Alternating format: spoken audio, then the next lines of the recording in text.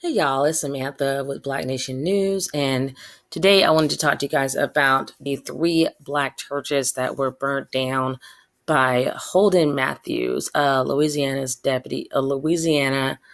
deputy's son. So this is big news. I talked about this story the other day on previous video, but there's some updates that I just noticed have come up, and I thought it was definitely worth noting. The reason I was originally looking into this story was because Notre Dame actually caught on fire today, and I just thought that was really, really interesting. So I was doing some research to see so I could talk to you guys about the three black churches that had been burnt down because I noticed. I don't know if I missed it, but I noticed that your president, he's not my president, was speaking out very quickly when it came to condemning or supporting and feeling sad about the Notre Dame cathedral catching on fire. Me personally, I'm actually happy to see that happen to that church. I think it is karma. I think it is Ogun, our one of our deities, and I just feel like it was something that needed to happen. And they said that the Macron, I think he's the president or there's someone. I'll give you guys the details on that later. But they say he made it clear that they will rebuild, and I'm like, I'm sure you will because you've stolen the world, all the wealth, and forced black people into slavery to gain that wealth. So I'm sure you just have tons and tons of money, uh, probably in the basement somewhere of that cathedral that you can use to rebuild it. So let me go ahead and read this story because this is just very interesting. So hate crime charges added against Louisiana deputy's son accused of burning three black churches. And it's funny because this story was actually published about 6 hours ago. But again, like I really haven't heard a whole lot of it on mainstream media. Um, I don't know. I really don't watch mainstream TV, so I'm just wondering, like, is that why I haven't heard much about it? I don't know, but I feel like it's kind of being kept hush because even when I typed it in just now to pull this article up so I can read it, um, it was like the sixth article, like the sixth link on Google on my Google search, and it's not even like a national news. It's KTLA 5 news, which is like local news to that to Louisiana, I'm assuming. And so if you think about that, it's just like if I wouldn't have been like digging up information, I probably wouldn't have known that hate crime charges have been added to Holden Matthews for his crime. And this is big. You're probably wondering, why is this big news? It's kind of obvious that what he did was a hate crime. But it's a big news because even though a lot of the crimes that have occurred against Black people or our properties is obviously done in hate, because usually they're calling you the N-word, or they show a background of being a white supremacist, supporting white supremacist views, or they maybe, you can tell they're purposely targeting like a Black church. So it's just like certain things where this is a hate crime, but like those charges are almost never added in. So that's kind of why I was kind of upset about, I was angry about Kamala Harris and Cory Booker talking about the anti-lynching bill, because they said they were trying to act like they did something by pushing that bill into law, I guess. And I'm just like, there's so many federal laws already on the books that you shouldn't do discrimination and hate crimes and lynchings, but people still do them, and they just lie and say, oh, the person committed suicide, and it doesn't need the facts don't even add up. The evidence doesn't add up, nothing adds up, but they get away with it because they're in power right now, which is why, again, you guys, it is so important for this election that's coming up, with the presidential election, to vote uh, for the candidate that has the Black agenda.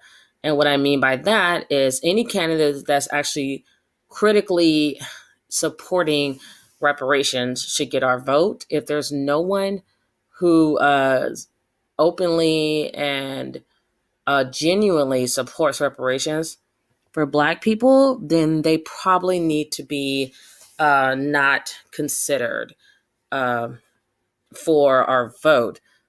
The only person that honestly, like, openly considered, has discussed reparations openly, not even just consider, like, really seems to be very genuine about it, is Marianne Williamson to me. I've followed all the candidates. I've listened to them say they were against reparations. She was the only one that came out the gate saying she was for it. And of course, people can say, well, politicians lie, blah, blah.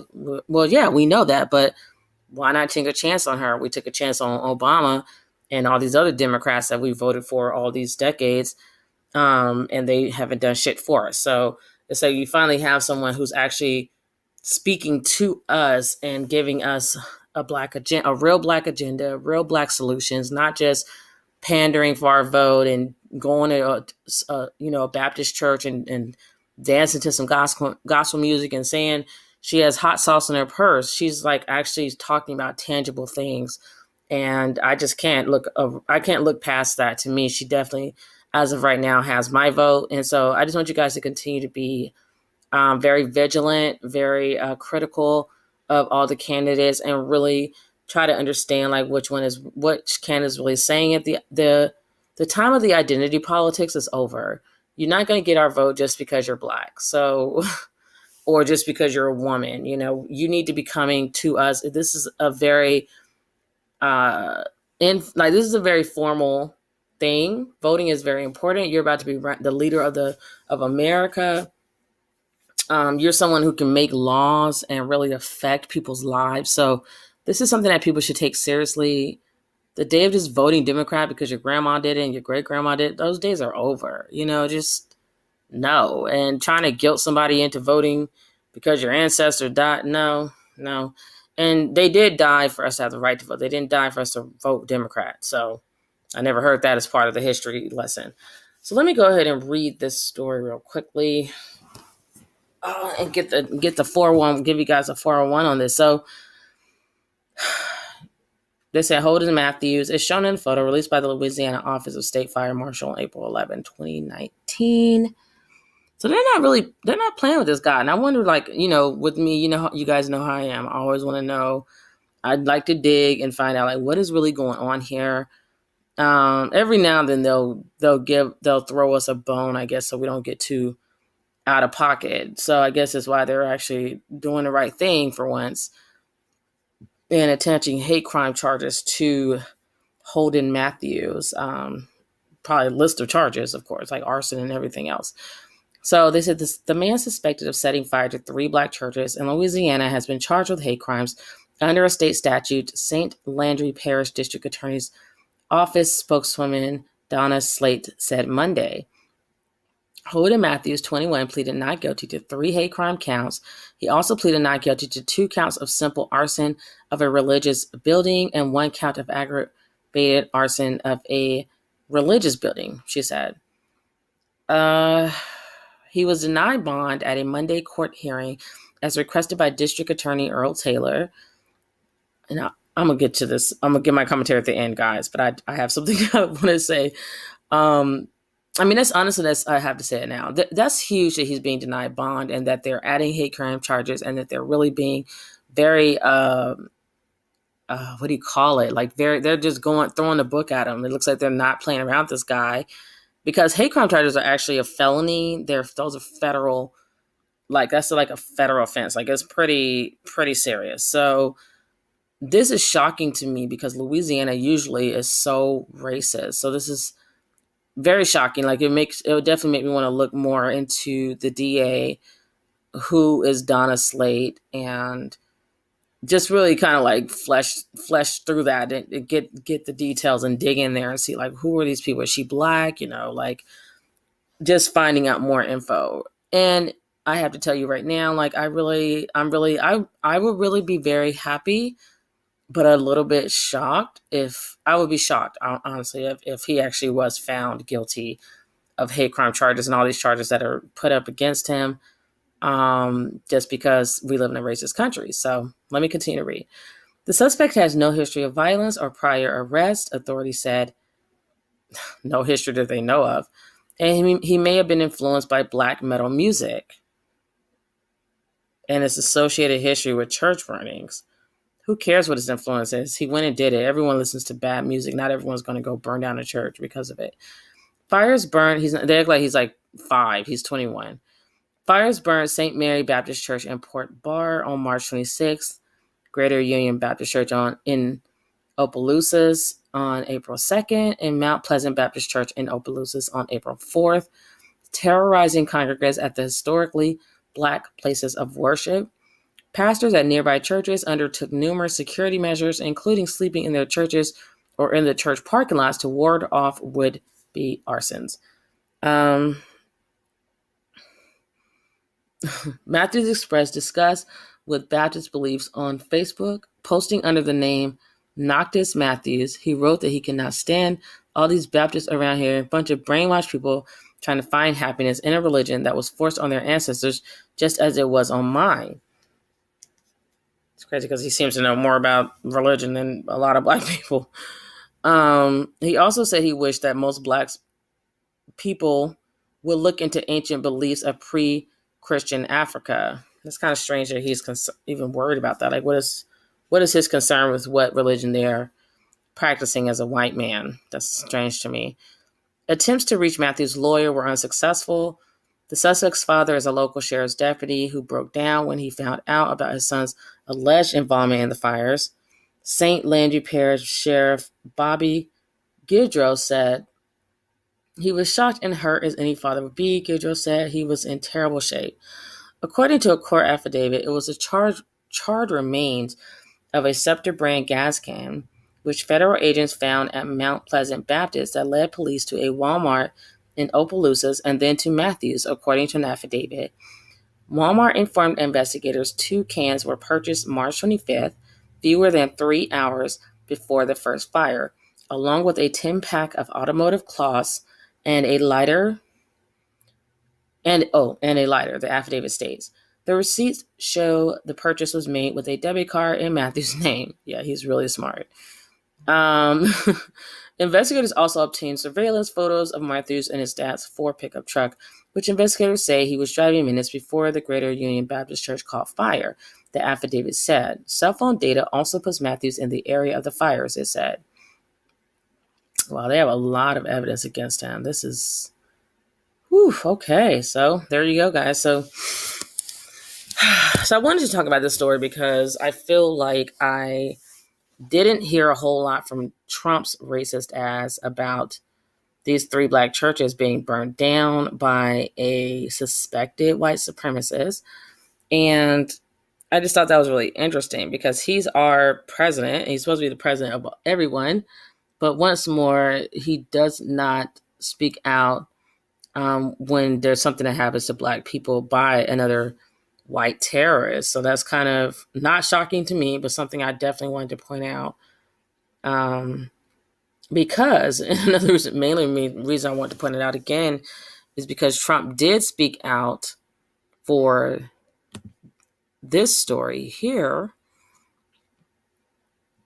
So when Notre Dame went up in flames, he had no problem. Donald Trump had no problem voicing his opinion, as he never does have a problem voicing his opinion. So if he's not speaking on something, he's intentionally ignoring it and not speaking on it and supporting the racism and white supremacy. So let's go and see what Trump said about the cathedral church burning down. So I wanted to go ahead and show you guys some live updates just so we can catch up and see like where's the church at with these flames and what is going on with it.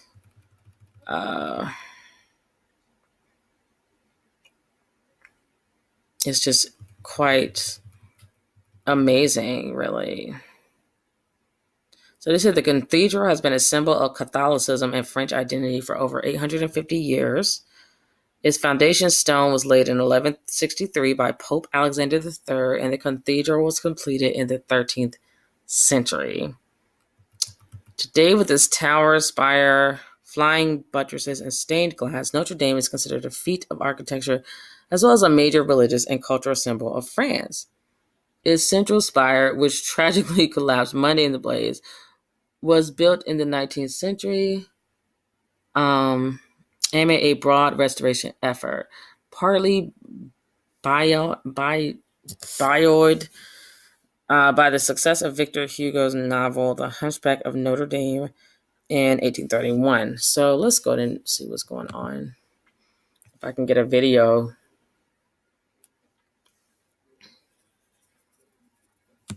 I just want to do a quick video of what is exactly going on here with this church.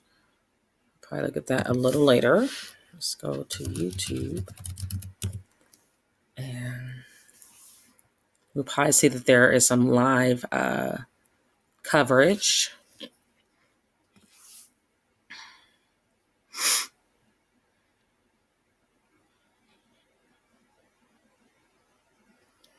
So let's see here. So let's go to trending topics because I know everybody is talking about this. Okay,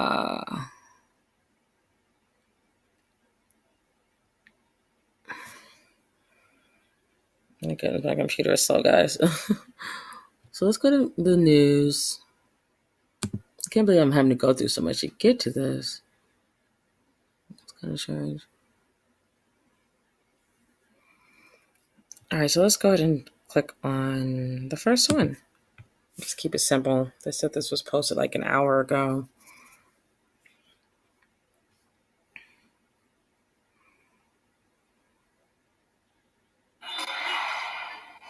Does working together ever feel a little chaotic? I'm sorry for the commercials, guys. It starts as innocently as a new email.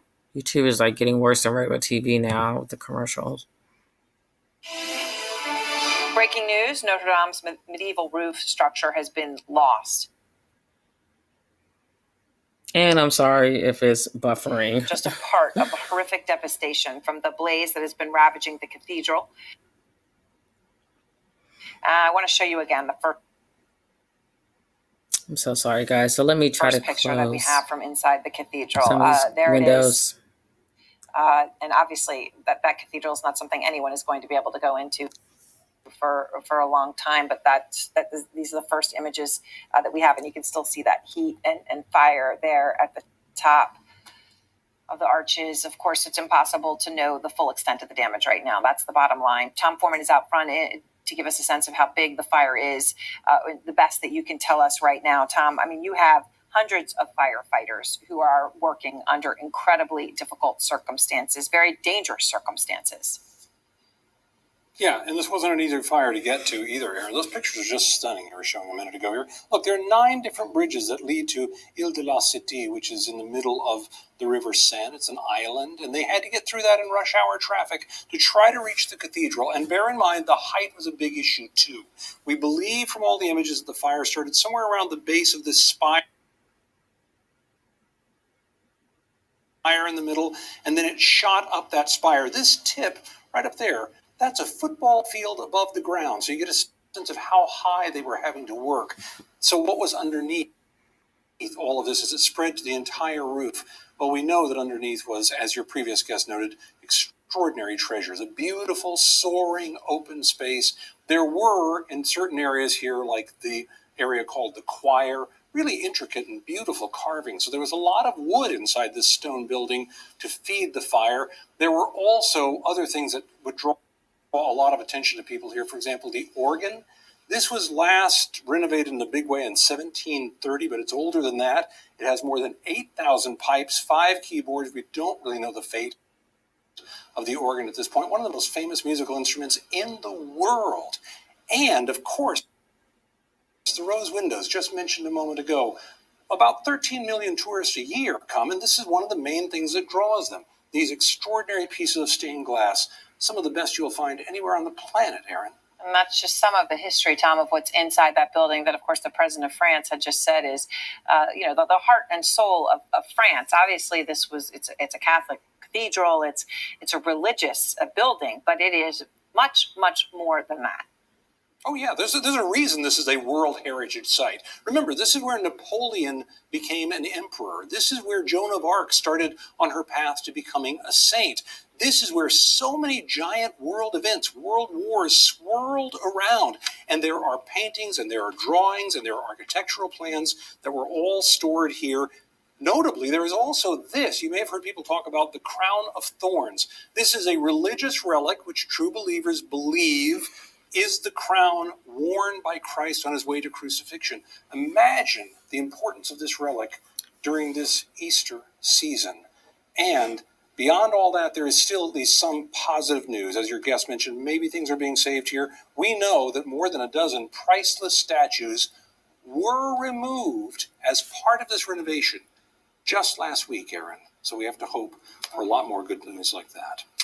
All right, Tom Foreman, thank you very much. I want to go now to John LaFemina, former battalion chief for the New York Fire Department. And John, look, I appreciate your time. You've got over 6 hours so far of the fire, and obviously you have parts, as you could see from those first internal pictures, where it is still, whatever that structure may be that we were looking at in some of those, but completely red with the heat. What makes it so difficult to put out a fire like this one? Well, the age of the building, the type of construction, the components that it's made from, mostly non-combustible surrounding exterior. That's still what's remaining. All the roof supports, all the interior framing is all wood. Very dry, burns very well. And you saw how quickly the fire spread, and that's what you're seeing as what's left, and is probably going to burn for a while until it either extinguishes itself or the water does. And the question on this one, you obviously, the point you're pointing out, there's so much wood in there, but you have all of this stone and obviously 850-year-old structure of bits and pieces constructed over hundreds of years. But you're talking about an incredible amount of stone, and stone that I would imagine they fully know exactly how secure or insecure it is given the age of the building. Well, before the fire, of course, it was probably very secure, probably almost as secure as when it was built in whatever chronological order it came. The fire does change that, right? We have some serious structural damage. We have some loads placed on the structure that we weren't intending, so we don't know what was weakened and what wasn't. That's going to come after the fire is extinguished. From what I've seen, looking at the internet, I see some... it looks like the exterior structure will remain intact. There could be localized collapses, inward or outward, depending upon how the heat has affected that. But it looks like most of it, the masonry part will stand. And then, of course, whoever is technologically capable of determining what's needed to make sure it's structurally sound to rebuild will have to do that. John, during all of this today, President Trump tweeted, "So horrible to watch the massive fire at Notre Dame Cathedral in Paris. Perhaps flying water tankers could be used to put it out. Must act quickly." In all of this, what was happening today, obviously the French Civil Defense Agency was angry enough to respond in English. They tweeted in English this after that. "Hundreds of firemen of the Paris Fire Brigade are doing everything they can to bring the terrible fire under control. All means are being used except for water bombing aircrafts, which, if used, could lead to the collapse of the entire structure of the cathedral." Now, obviously, John, I'm not asking you to weigh in on the politics of the president weighing in with his personal opinion on a fire or their decision to respond. But they obviously wanted to dismiss what he said, suggesting this flying water tankers. Why would that not have worked? Well, I think for the reasons they said, you may have a load that hits the building. The water has a weight, and it can come down with significant force and cause a collapse that's unintended. That's not the traditional way in which we would fight a fire like this.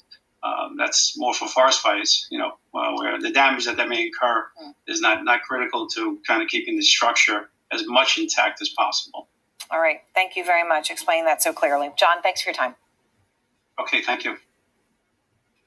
All right, guys. So we're going to go ahead and discuss Catholicism and its role in the transatlantic slave trade. So the reason why I felt like this was karma and Ogun at work by burning down this Catholic church is because of just all the things that white supremacists have been doing to Black people, even more so, I would say, recently. And it seems like they do stuff to us, and then something will happen to them that we don't even really have a hand in. So it's like we're God's chosen people, as I've said in previous videos. And I just believe that God is just doing what he needs to do for his people. So we're going to go ahead and read this article so we can just, let me tell you, it was not easy to find the role that Catholicism played in a transatlantic slave trade, which was the African Holocaust. It's also something that, what else we call it. So let's go ahead and start. So they said, when the missionaries arrived, the Africans had the land and the missionaries had the Bible. They taught us how to pray with our eyes closed. When we opened them, they had the land and we had the Bible. Jomo Kenyatta, first president of Kenya, Africa. Washington, D.C., September 4, 2018. The Catholic Church played a vital role in the transatlantic slave trade, according to historians and several published theses on the topic. The transatlantic slave trade was introduced by the coming of the Europeans, who came with the Bible in the same manner that Arab raiders and traders from the Middle East and North Africa introduced Islam through the trans-Saharan slave trade, according to AfricaW.com, a premier informational website available throughout the continent. In fact, the church was the backbone of the slave trade that the authors wrote. In other words, most of the slave traders and slave ship captains were very good, and they put good in quotes, Christians. For example, Sir John Hawkins, the first slave ship captain to bring African slaves to the Americas, was a religious man who insisted that his crew serve God daily and love one another. His ship, ironically called the Good Ship Jesus, left the shores of his native England for Africa in October 1562. Some historians argue that if churches had used their power, the Atlantic slave trade might have never occurred. By the same logic, others argue that the Catholic Church and Catholic missionaries could have also helped to prevent the colonization and brutality of colonialism in Africa. However, according to a 2015 Global Black History report, the Catholic Church did not oppose the institution of slavery until the practice had already become infamous in most parts of the world. In most cases, the churches and church leaders did not condemn slavery until the 17th century. The 5 major countries that dominated slavery and the slave trade in the New World were either Catholic or still retained strong Catholic influences, including Spain, Portugal, France, and England, and the Netherlands. Persons who considered themselves to be Christian played a major role in upholding and justifying the enslavement of Africans, to Dr. Jonathan Chisholm, an assistant professor of history at the University of Houston downtown. Many European Christian slavers perceived the Africans they encountered as irreligious and uncivilized persons. They justified slavery by rationalizing that they were Christianizing and civilizing their African captors. They were driven by missionary motives and impulses, Chisholm said. Further, many Anglo-Christians defended slavery using the Bible. For example, white Christian apologists for slavery argue that the curse of Ham in Genesis chapter 9 and verses 20 to 25 provided a biblical rationale for the enslavement of blacks, Chisholm said. In this passage, Noah cursed Canaan and his descendants, arguing that Ham would be the lowest of slaves among his brothers because he saw the nakedness of his father. A further understanding of the passage also revealed that while some have attempted to justify their prejudice by claiming that God cursed the black race, no such curse is recorded in the Bible. That oft-cited verse says nothing whatsoever about skin color. Also, it should be... That's kind of an interesting... I'm giving my commentary really quickly. That's kind of like interesting because they did mention Ham's color and the Hebrew Israelites are Ham's descendants. So to some degree, they can say that it does refer to Black people with that scripture, but to say that he's cursing us by putting us, enslaving us, I don't see that anywhere in that scripture. So he basically just said he's cursed. And another thing is that we're actually, based on my research of Yerushalayim, Brother Yerushalayim off YouTube, I've been watching him as he discusses and translates the Bible's meanings. We're basically being cursed because we didn't follow God's commandments. So that's actually what's going on with that. So let me continue to read. So, nevertheless, at the beginning of the 16th century, the racial interpretation of Noah's curse became commonplace, he said. They had to grab something, I guess, to justify their crap. In 2016, Georgetown University in Washington, D.C. offered a public apology after acknowledging that 188 years prior, Jesuit priests sold 272 slaves to save the school from financial ruin. This is how the New York Times first reported the story. The human cargo was loaded on ships at a bustling wharf in the nation's capital, destined for the plantations of the Deep South. Some slaves pleaded for rosaries as they were rounded up, praying for deliverance. But on that day, in the fall of 1838, no one was spared. Not the 2-month-old baby and her mother, not the field hands, not the shoemaker, and not Cornelius Hawkins, who was about 13 years old when he was forced on board. Their panic and desperation would be mostly forgotten for more than a century, but this was no ordinary slave trade. The enslaved African Americans had belonged to the nation's most prominent Jesuit priest, and they were sold, along with scores of others, to help secure in the future of the premier Catholic institution of higher learning at the time, known today as Georgetown University. The Society of Jesus, who helped to establish Georgetown University and whose leaders enslaved and mercilessly sold your ancestors, stands before you to say that we have greatly sinned. Reverend Timothy Kasicki, S.J. President of the Jesuit Conference of Canada and the United States, said during a liturgy of remembrance, contrition, and hope. We pray with you today because we have greatly sinned and because we are profoundly sorry. During the early republic, Catholics celebrated the new constitution for its guarantee of religious liberty while simply accepting its guarantee of slaveholding, according to blackthen.com. And this is why Black media is so important, guys, because as you've noticed, most of these websites have Black in them somewhere, so I'm assuming they are Black owned and new Black media to make sure our stories are properly told. Also, you guys remember I did a video prior to this one that discussed that Georgetown University is charging a fee to their students to help pay back reparations. So it's kind of strange. It's like, why isn't Georgetown paying with all the money that we all know they have out of their, dowries or endowments, etc. They have the money. Why are students paying for their misdeeds? So let me continue. Internal church politics matter too. When the Jesuit order was suppressed in 1773, the plantation system of the order in Maryland was seen as a protection for their identity and solidarity. The Universal Church taught that slavery enjoyed the sanction of Scripture and natural law. Throughout the antebellum period, many churches in the South committed to sharing their version of the Christian faith with Blacks. They believed that their version of Christianity would help them to be, quote unquote, good slaves and not challenge the slave system, Chisholm said. Yet, it is important to note that African Americans made Christianity their own, and Black Christians, such as Nat Turner, employed Christian thought and biblical texts to resist the slave system.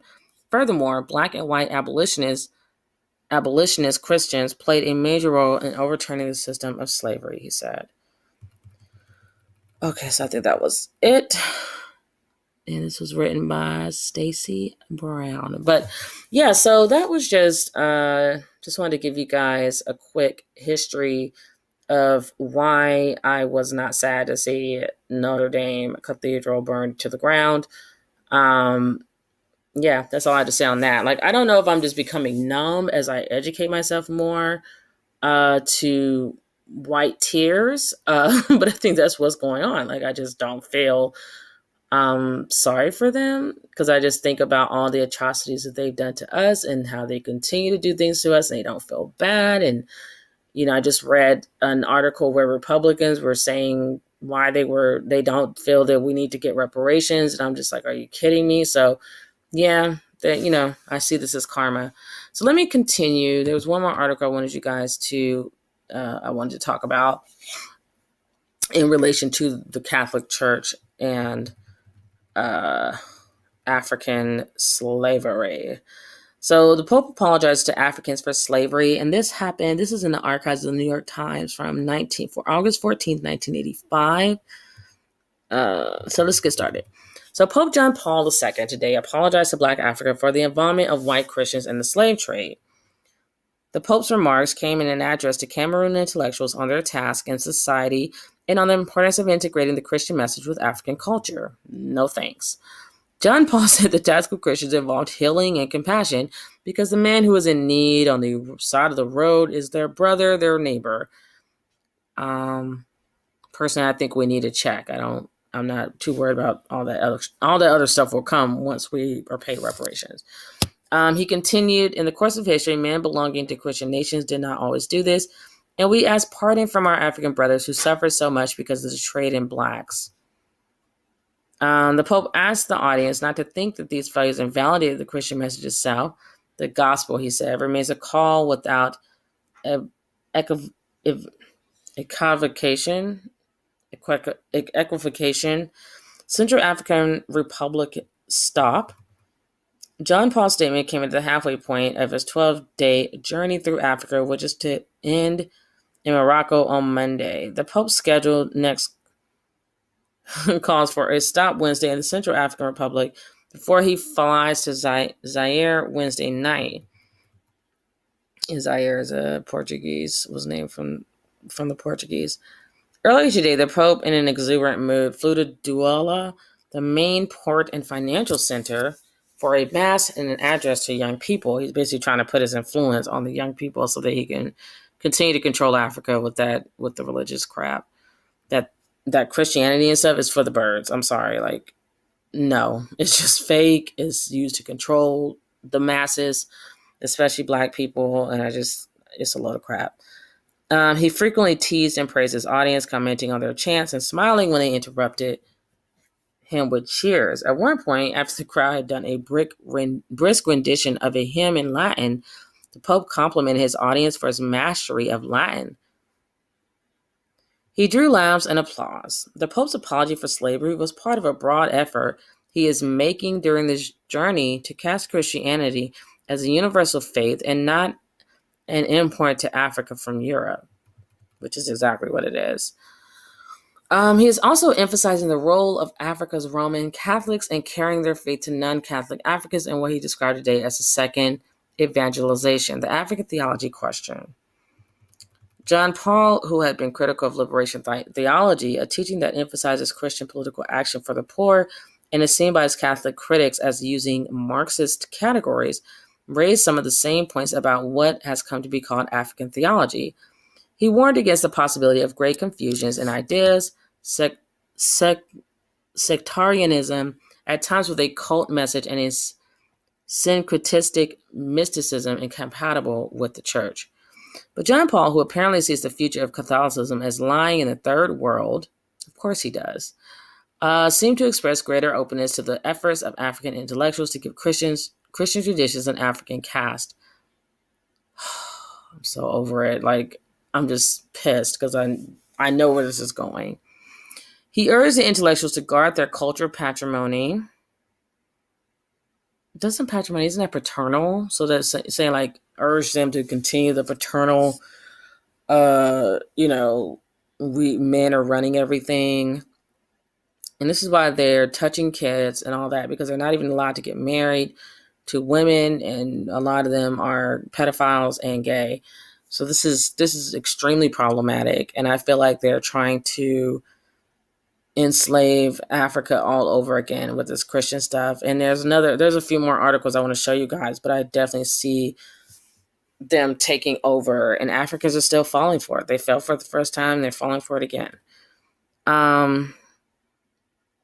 Okay, let me see. He urged the intellectuals to guard the cultural patrimony and forge the consciousness of a national identity.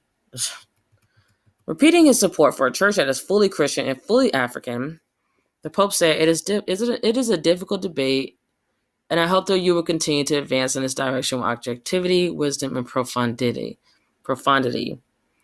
I understand the cry of Africans for an authentic liberation, he said at another point, far from all racism and all that leads to political, economic, or cultural exploitation. Educational differences cited. In his address on education in Douala, the Pope spoke of a problem that is particularly acute in Africa, that of the alienation between well-educated children and their less educated parents. Children acquire in school a learning that their parents do not know, the Pope said, and are perhaps less sensitive to their wisdom, less attentive to their counsel. Dialogue becomes more difficult for many. The Pope said well-educated children could also become the prey of many ideas whose value they cannot discern well and need the guidance of parents. I understand that your responsibility is difficult to exercise, he said. I beg you, do not abdicate it. What is he talking about? Anyways, don't give them no parental advice. Just stick to whatever you're doing. The Mass of Douala was marked by the appearance of Bishop Albert Ndongma of Nkasamba, who fled the country after he was sentenced to be shot in 1971 after having been convicted of complicity in a coup attempt against former President Amadou Ahidjo. The sentence was later commuted to life in prison.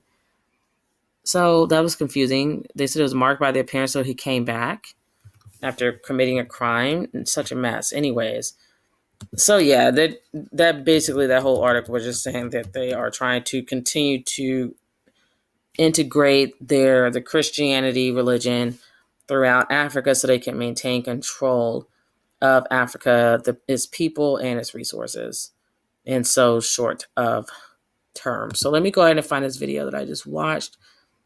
Let me see. Let me try to find it under here.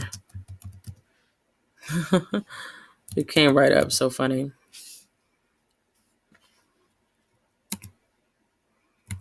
Let me see if it's going to really come up like what I wanted. I'll just go to here. So we're going to go to Dr. Mumbi's show. You guys know I follow her and love her. And we're going to watch her video so we can support our sister. And she comes with it the best. So let me get this turned up. Wake up, Africa!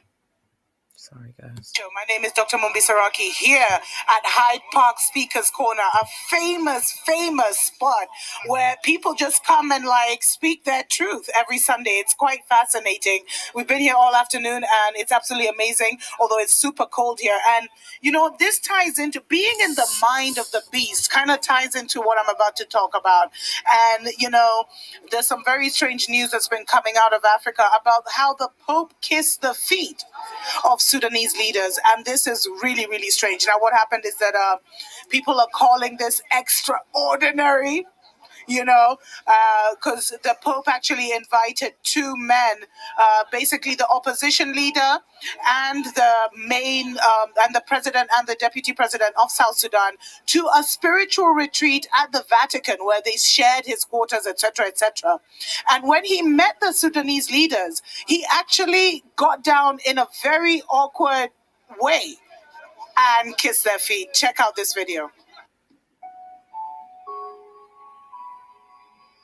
Many, many years ago, the colonial mind placed a virus in our minds, a virus called fear and doubt.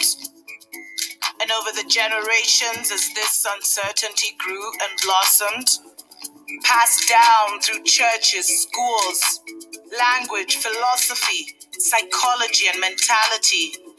And so began the age of forgetfulness.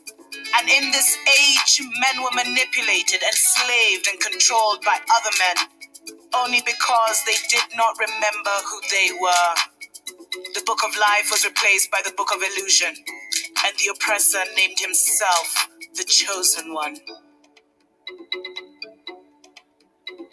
Wake up, wake up, wake up, wake up, wake up, wake up, wake up. Wake up, Africa.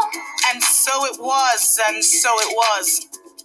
And over many generations, color was replaced by black and white. Diversity by uniformed thoughts, deeds, words, and expressions. And slowly humanity was sucked into a vortex of perpetual return, chasing empty dreams and paper money. From one generation to the next, while unknowingly feeding the illusion and making sure it was passed on to their children. And that brings us to where we are today, at the most important turning point of humanity, where all will be revealed and the world rebalanced. Wake up, wake up, wake up, wake up, wake up, wake up, wake up. In the good old days, selling was simpler. Leads in and deals out. But times have changed. Wake up, Africa! Okay, seriously, isn't that crazy? Like, isn't that weird? That is so ritualistic. You know, a lot of people have sent me this clip. They've sent me their news articles saying that this was some kind of formal ritual. Now, let's not forget what time we're in. You know, we are in the end times, and we're in a new birthing of a people. I even had to clear my throat. That was kind of deep. And what's happening is that, you know, in this season, we're seeing a lot of strange events that are being written off as something that maybe we shouldn't pay attention to, but there's a lot of nuances and hidden things behind that. So knowing that a lot of, you know, Africans around the world are coming to their true identity, to their true ancient, you know, connection, ancient heritage, and recognizing who they are. Would it be strange that the Pope would kiss the feet of the South Sudanese leaders? I'm just saying. Well, when we come back, I'll be letting you know all about what people had to say about this peculiar, unprecedented, never seen before event. We'll be right back. Yeah. Wake up, wake up, wake up, wake up, wake up, wake up, wake up. Wake up, Africa. Hey, pray for the spirit of Africa and for your mind. Bless every moment with a smile. Send positive thoughts into the world. Do not allow anyone to make your path for you. Do not allow anyone to judge or belittle you. Know your worth, know your value, and act accordingly. And when the time comes, stand up for what you know is right and fight the great fight for Mama Africa. Wake up, wake up, wake up, wake up, wake up, wake up, wake up, wake up. Wake up, Africa. Welcome back to Africa Watch on the Dr. Mumbi Show. My name is Dr. Mumbi Saraki, reporting live from Hyde Park Speakers Corner in London.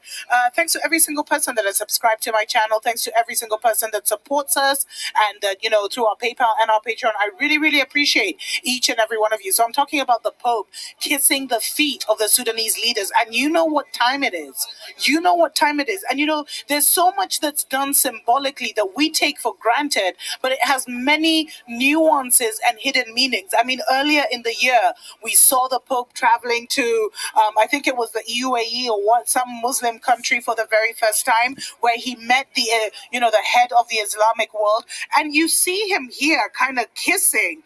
It looks like they kissed on the lips, although a lot of people have argued it was one of those, you know, those kisses right here. But, you know, it looks weird. And what people don't realize, they were busy discussing the action, but they didn't realize that that was the moment that the new world, you know, one world religion was actually put in place, where there was so much. They actually signed an agreement where the Islamic world, which is several 100 million people, and the, you know, Christian world, Catholic world, which is, I think, 1 billion people or something, all came together. So The New World Order is here. I've told you guys that for so long. But anyway, let me get on with what happened. So what happened is that the Pope invited them for a spiritual retreat. First of all, what are they learning? And how do you accept to sleep in the Vatican? Anyway, when you have all that oil and all that, anyway. So now, so when he first met the leaders, so it was the two rival leaders. Let's not forget that South Sudan is actually one of the youngest African nations, and it's I think it's only a couple of years old, but over 400,000 Africans actually died. South Sudanese died for their liberation, and so the fight. They have this peace deal, but the peace deal is actually coming to an end in September, and so it's been a bit shaky. We've seen a resurgence of a bit of violence here and there, and this has worried a lot of people. So the Pope had invited them so that they can kind of, agree to go beyond the peace deal. Many are expecting the opposition leader to now take up his position again as the vice president of the country under Salva Kiir. Although some people reached out to me and said it was actually a sign that one of the three may be sacrificed. I'm just saying. And, the Vatican Holy See also called it a strange, surprising and moving event that cannot be understood on this, in the known world, whatever that means to them. And the funny thing is, you see here this lady, right? She looks so shocked. The Africans were like, "Yo, what's this man doing?" And you can see him kind of struggling to go down. And this, I mean, it was awkward. And the lady here, she's actually the vice president of South Sudan. Her name is Rebecca Nyandeng Garang. And she says that the actions moved her profoundly, and she actually broke down in tears. You can see her kind of holding her mouth here in shock. White man it's just strange. Pope getting down and kissing your feet. Anyway, I don't take it as lightly. What if it's some ritual? Because we're in this amazing year of 2019. So much is happening. So much is unfolding. We can't take anything for granted and not think there's some hidden meaning before everything that, behind everything that's being done.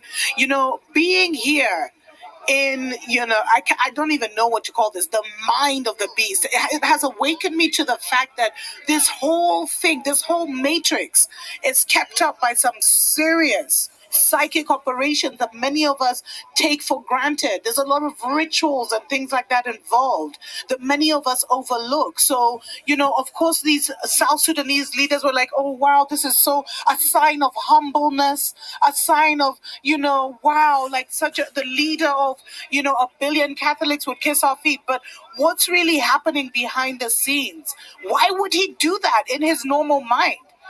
For me, it was even, you've seen it here.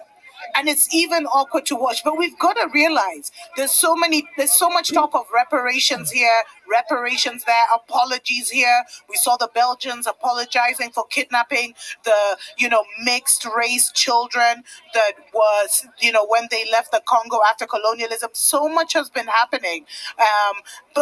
And then now the Pope kisses the South Sudanese people's feet.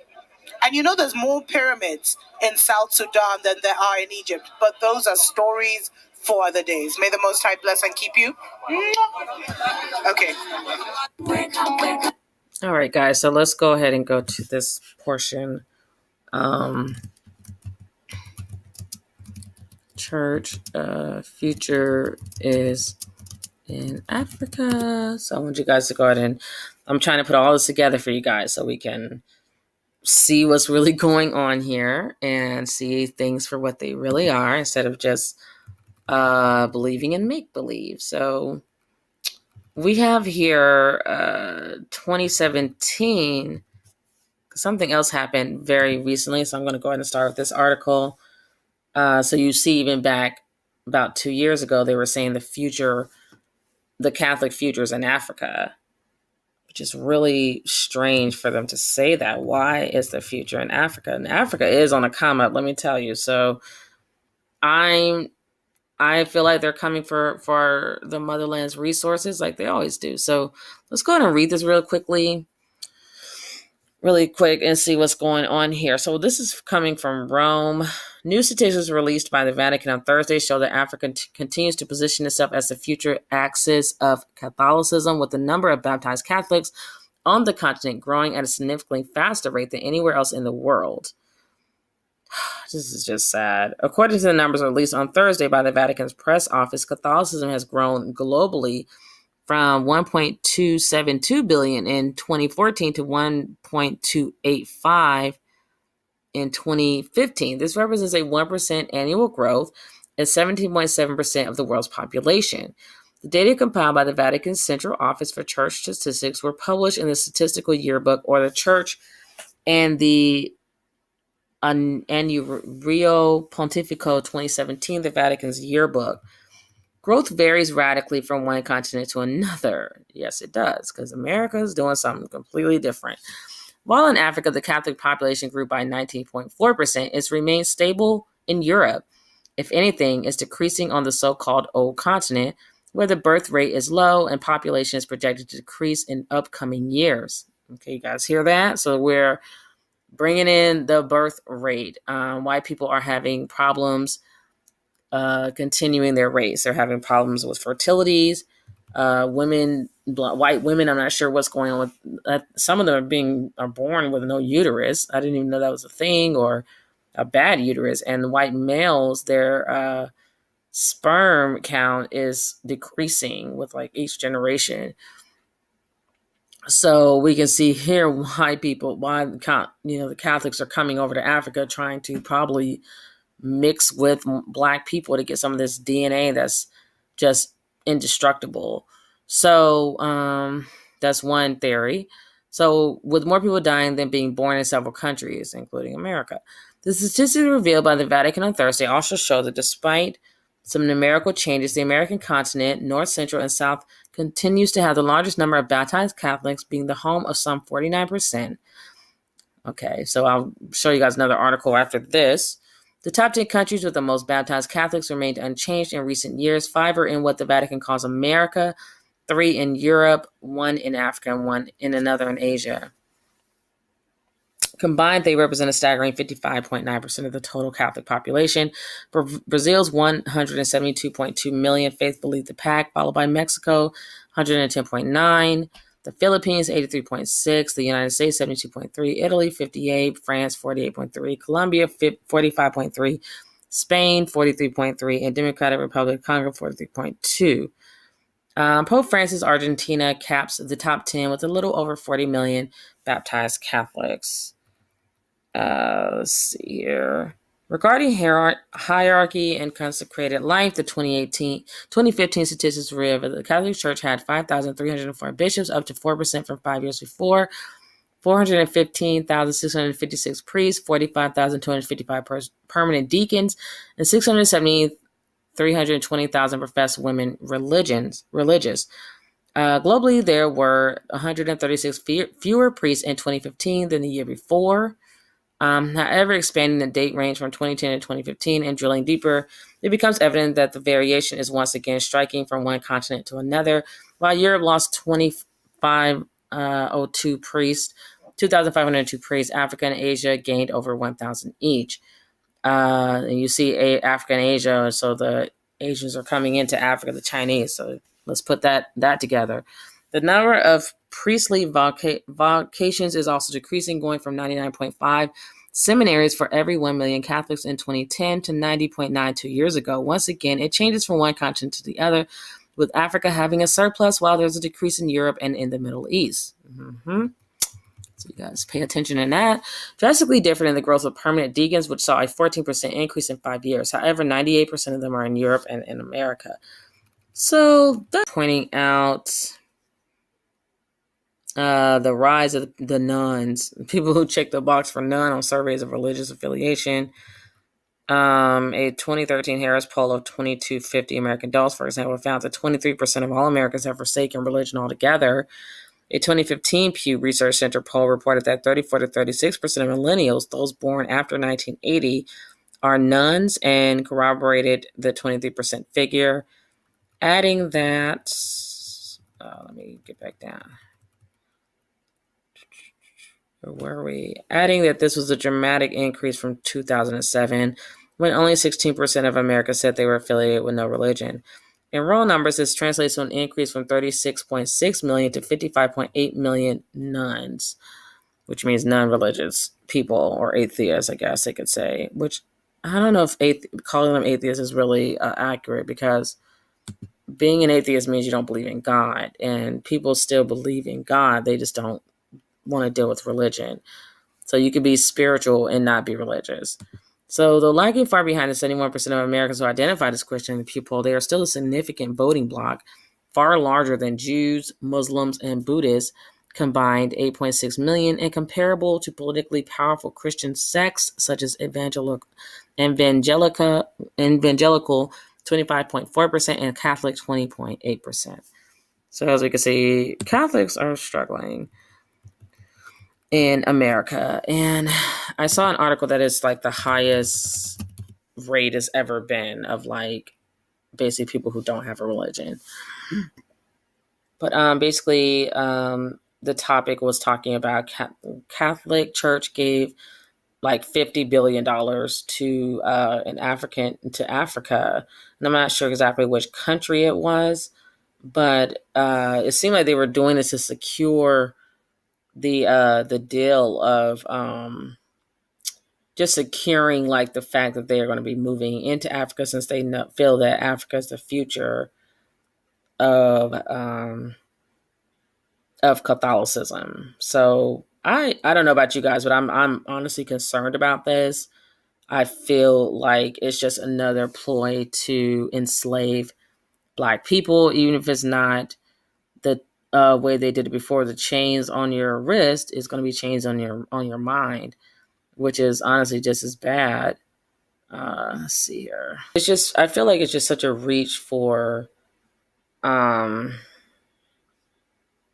to be doing what they're doing, the Catholic Church, because they're just grasping at straws to kind of keep themselves, what do you call it? To keep themselves strong or existing, because they know that it's the end of the world and they're just dying. They're going to die off.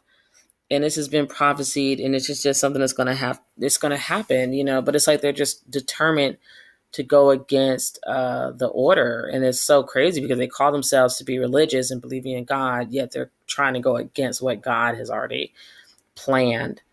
Let me put 50. I know it's like $50 billion. All right, guys. So I'm not finding it. So that means if I do find it, I will just put it in the... I put it in the description box, the article.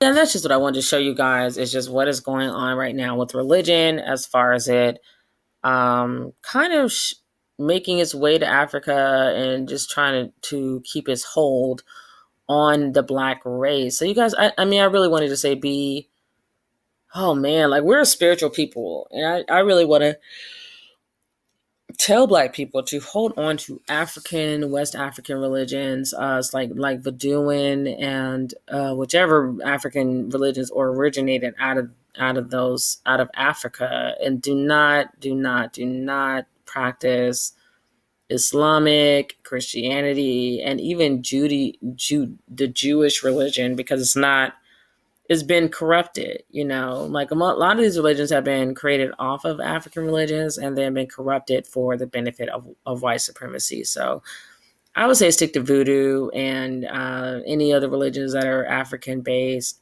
that aren't mainstream. And you still can be a very spiritual person, because Black people are just naturally spiritual. I don't think that's something we can easily let go of.